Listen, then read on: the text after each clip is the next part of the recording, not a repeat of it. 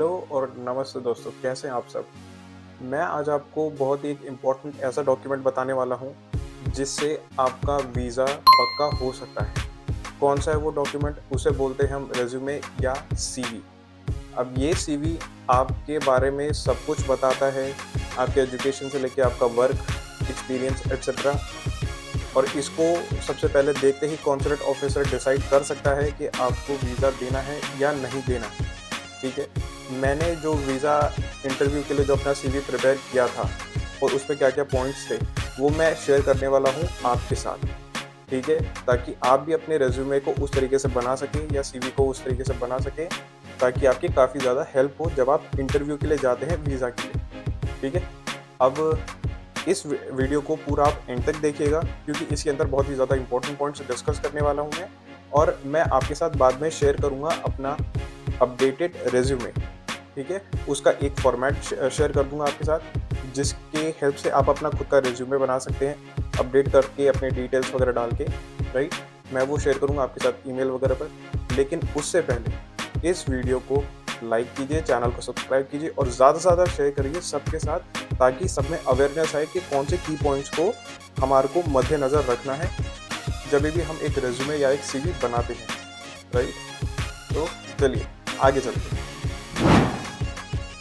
दोस्तों, सबसे पहले बात अगर की जाए कि सीवी का या रिज्यूमे का क्या इंपॉर्टेंस है, तो वो मैं आपको थोड़ा सा ब्रीफ में समझाता हूँ। सबसे पहले ये समझना हमारे लिए बहुत ज़रूरी होता है कि सीवी का एक रोल क्या है। जब आप यूएसए का वीज़ा अप्लाई करते हैं या कोई भी और कंट्री का, मतलब यूरोप वगैरह का, जब ऑस्ट्रेलिया का अप्लाई करते हैं, तो आपका सीवी आपके करियर, आपकी अचीवमेंट्स, आपकी प्रोफेशनल लाइफ की या आप अपनी एजुकेशन की समरी होता है ना, तो बेसिकली वो डिस्प्ले करता है। कॉन्सुलेट ऑफिसर जो आपकी प्रोफेशनल जर्नी के बारे में क्लियर आइडिया जानना चाहता है, वो उसको मिलता है आपके सीवी से। इसलिए सीवी आपका फर्स्ट इम्प्रेशन जो होता है, वो कॉन्सुलेट ऑफिसर के सामने लाके प्रेजेंट करता है। राइट? इसलिए सीवी या रेज्यूमे का बहुत अच्छा या तगड़ा होना सबसे ज़्यादा इम्पोर्टेंट हो जाता है। उनको आपका कैंडिडेचर या आपका जो वीज़ा होता है, उसको ग्रांट करने के अंदर, स्टैंप लगाने के अंदर मात्र कुछ सेकंड लगते हैं, और वो कुछ सेकंड के अंदर आपको अपना तगड़ा इंप्रेशन बनाना होता है। और उसका सबसे पहला डायरेक्ट जो इम्पैक्ट पड़ सकता है, वो पड़ता है हमारे रेज्यूमे या सीवी से। तो सीवी या रेज्यूमे को कभी भी हल्के में मत लेना। चलिए, मैं आज आपको अभी बताता हूँ फॉर्मेटिंग के बारे में, कि कौन-कौन सी फॉर्मेटिंग का आपको ध्यान रखना होता है ताकि आपका रिज्यूमे बहुत बेटर लगे। सबसे पहला अगर मैं बात करूँगा, वो करूँगा मैं फ़ॉन्ट एंड साइज़ के बारे में। सीवी में प्रोफेशनल फ़ॉन्ट्स जैसे कि एरियल, कैलिब्री या न्यू टाइम्स रोमन यूज़ किया जाना चाहिए। ये बहुत ही प्रोफेशनल लुक देता है, और इनका साइज़ होना चाहिए 11 से 12 के बीच में, या 11 या 12, आप जो भी रख सकते हैं अपने प्रेफरेंस या स्पेस के हिसाब से। राइट? दूसरा पार्ट आ जाता है आपका सेक्शंस का। आपका सीवी क्लियर सेक्शंस में जितना डिवाइडेड होगा, जितना क्लियर और साफ सुथरा दिखेगा, उतना ज़्यादा आपके चांसेस बन जाते हैं एक अच्छा इंप्रेशन डालने के आपके कॉन्सुलेट ऑफिसर के सामने।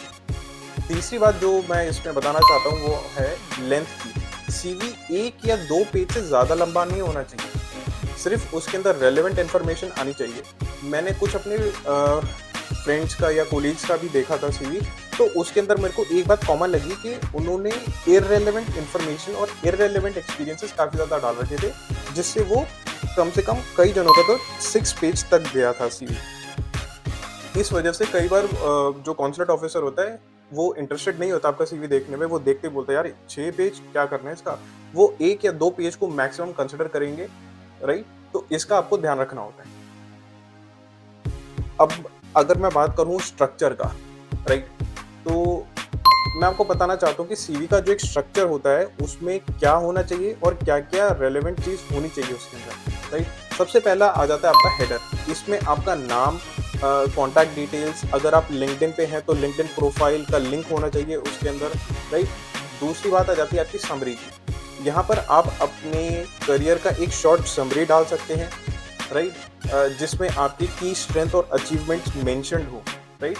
क्योंकि ये एक बहुत ही एक इम्पॉर्टेंट फैक्टर आ जाता है deciding for the consulate officer के लिए, कि यार उसका अचीवमेंट क्या क्या है, उसकी समरी। वो बेसिकली आपका समरी देखना चाहता है। कि आपका पूरा सीवी का निचोड़ क्या निकला, राइट? तो समरी काफ़ी एक इम्पोर्टेंट पार्ट हो जाता है। और तीसरा पार्ट आ जाता है आपका वर्क एक्सपीरियंस।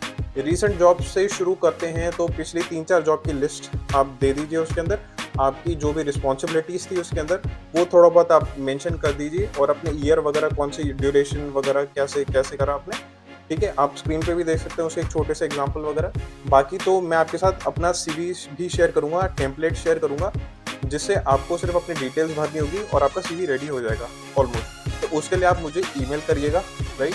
तो मैं अपनी ईमेल आईडी आप स्क्रीन पे भी देख सकते हैं, और प्लस मैं उसको डिस्क्रिप्शन में भी दूंगा।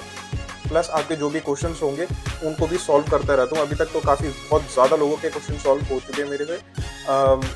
आपका जो भी क्वेश्चंस हो आप मुझे डीएम कर सकते हैं, मुझे आप ईमेल कर सकते हैं, जैसे भी आपको बेटर लगे, राइट? और तो और प्लस आप मेरे को एक तरीके से आप 1 दिन का टाइम दीजिएगा, क्योंकि कई लोग होते हैं बहुत जल्दी रिप्लाई मांगते हैं, तो प्लीज़ मेरे को 1 दिन का टाइम दीजिएगा, क्योंकि स्टडी करना होता है कई बार केसेस को, फिर ही मैं एक रिलेवेंट इन्फॉर्मेशन आता है पास कर पाऊँगा, राइट? तो ये वर्क एक्सपीरियंसेस के बाद अगर मैं कुछ इम्पोर्टेंट आपको बताना चाहूँ तो वो आ सकता है आपकी एजुकेशन के बारे में, राइट? आपके एजुकेशन के अंदर आप बेसिकली आपको 10th 12th नहीं डालनी ज़्यादातर, आप 12th मेंशन कर सकते हैं, अपना हाई स्कूल मेंशन कर सकते हैं, उसके बाद आप अपनी ग्रेजुएशन या पोस्ट ग्रेजुएशन मेंशन कर सकते हैं, राइट? तो ये बेसिकली 3-4 ऐसे पार्ट्स हो गए थे जिनका आपको सबसे ज़्यादा ध्यान रखना होता है जब आप एक सीवी का स्ट्रक्चर तैयार कर रहे होते हैं। अगला जो पार्ट मैं आपको बताना चाहता हूँ, इसको बहुत ध्यान से सुनिएगा। ये वो पार्ट है जिसको काफ़ी लोग मतलब इसको कंसिडर नहीं करते और जस्ट लाइक मजाक के तौर पे लेते हैं। तो ये है मिस्टेक्स टू अवॉइड, राइट? कुछ ऐसी कॉमन मिस्टेक्स हो हैं जो आपको अवॉइड करनी चाहिए जब भी आप अपना रेज्यूमे बनाते हैं या सीवी बनाते हैं इंटरव्यूज़ के लिए, वीज़ा के लिए। तो सबसे पहला पार्ट आ जाता है आपका spelling and grammar errors. CV को बार बार प्रूफ रीड करें, ठीक है? ग्रामेटिकल या कोई भी कॉमास, फुल स्टॉप के जो एरर्स होते हैं ना, उनको जितना आप कम कर सकते हैं या ख़त्म कर सकते हैं तो सबसे बेस्ट रहेगा आपके लिए। क्योंकि हम नहीं चाहते, या हम में से कोई भी यार ऐसा नहीं चाहता कि कॉन्सुलेट ऑफिसर हमारा सीवी देखे और देखते ही सबसे पहली चीज़ उसके सामने पड़े वो हो हमारी ग्रामेटिकल मिस्टेक। वो कहेगा यार व्हाट द हेल, ये क्या है? तो अब एक मिस्टेक तो चलो अगर वो नज़रअंदाज कर दे, लेकिन ऐसे अगर बार बार ग्रामेटिकल या कोई भी ऐसी एरर आती रहेगी तो वो कैसे अवॉइड करेगा? तो वो एक बहुत गलत इंप्रेशन डालता है। दूसरा पॉइंट आ जाता है अननेसेसरी डिटेल्स का। हॉबीज़ जैसे कि रीडिंग बुक्स या वॉचिंग मूवीज़ को जितना अवॉइड हो सकता है वो सब करें, ठीक है? Unless they add value to your profile. अगर वो आपके प्रोफाइल के अंदर एक तरीके से वैल्यू ऐड कर रहे हैं तो डालिएगा, लेकिन ऐसी छोटी मोटी चीज़ों को, अननेसेसरी चीज़ों को जितना अवॉइड हो सकता है आप अपने एंड से करिएगा। तो और तीसरी बहुत ही ज़्यादा एक ऐसी इंपॉर्टेंट चीज़ आ जाती है जो आपको ध्यान रखनी है, वो है फॉल्स इन्फॉर्मेशन की। किसी भी टाइप की मतलब फॉल्स इन्फॉर्मेशन या झूठी चीज़ें अपने सीवी के अंदर डालना अवॉइड करें। ये आपका वीज़ा इंटरव्यू पर एक नेगेटिव इम्पैक्ट डाल सकता है। मानिए कि चलिए एक एग्जांपल लेते हैं। मैंने एक फेक कंपनी का इंटरव्यू वर्क एक्सपीरियंस उसके अंदर ऐड कर दिया सीवी के अंदर। बाद में मेरे से जो भी कॉन्सुलेट ऑफिसर है वो पूछते हैं कि इसके बारे में आप थोड़ा सा एक्सप्लेन कीजिए, आपने यहाँ पे क्या काम करा, क्या नहीं किया। और हो सकता है वो उस फील्ड के अंदर एक टेक्निकल एक्सपर्ट हो, राइट? वो उस पर्टिकुलर जॉब के रिगार्डिंग में आपसे क्वेश्चन करके आपका झूठ पकड़ ले। उससे होगा क्या? अल्टीमेटली आपका वीज़ा रिजेक्ट हो जाएगा। एक छोटी सी मिस्टेक आपका करियर खराब कर सकती है। इसलिए जितना हो सके इन सारी मिस्टेक्स को, तीनों मिस्टेक्स को जितना हो सके आप अवॉइड कीजिए, राइट? तो दोस्तों ये तो थे कुछ ऐसे छोटे मोटे टिप्स जो आपके सीवी बनाने के लिए जो काम आ सकते हैं। मेरे को जो यूएस इंटरव्यू के वीज़ा इंटरव्यू के अंदर जो ये पॉइंट्स काम आए थे वो यही सारे पॉइंट्स से एग्जैक्ट ये वाले पॉइंट्स से मुझे किसी ने नहीं बताया था। मैंने खुद ने ही थोड़ा बहुत रिसर्च करके अपना सीवी खुद ही तैयार किया था, राइट? लेकिन आपको टेंशन लेने की ज़रूरत नहीं है क्योंकि आपका दोस्त है आपके साथ, राइट? तो मैं आपको गाइड करूँगा अपने एंड से जितना हो सके। अगर आपको सीवी में कुछ और ऐड ऑन या कुछ हटाना करना हो तो आप मुझसे वो प्रूफ रीड करा सकते हैं, ठीक है? लेकिन मैं आपको एक चीज़ बता दूँ, this is not a professional advice, ये सिर्फ एक फ्रेंडली एडवाइस है।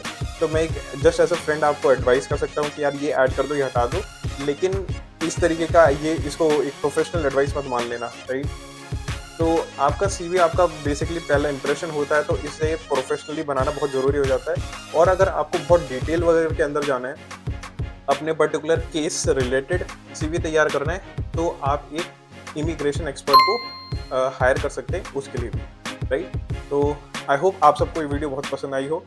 मेक श्योर करें चैनल को सब्सक्राइब कीजिए, वीडियो को लाइक कीजिए और ज़्यादा से ज़्यादा शेयर करें, ताकि और लोगों में अवेयरनेस आए और लोगों के पास बहुत ही अच्छी अपॉर्चुनिटी आए ग्रोथ करने की, राइट।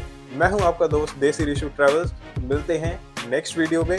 और हाँ, मुझे अपना, अगर आपको फॉर्मेट चाहिए मेरे सीवी का, तो प्लीज़ मेरे को ना ईमेल करना, राइट, या मेरे को इंस्टाग्राम पर डीएम करना, तो मैं आपके साथ शेयर कर दूंगा। ठीक है दोस्तों, चलिए मिलते हैं नेक्स्ट वीडियो में। जब के लिए टाटा बाय बाय।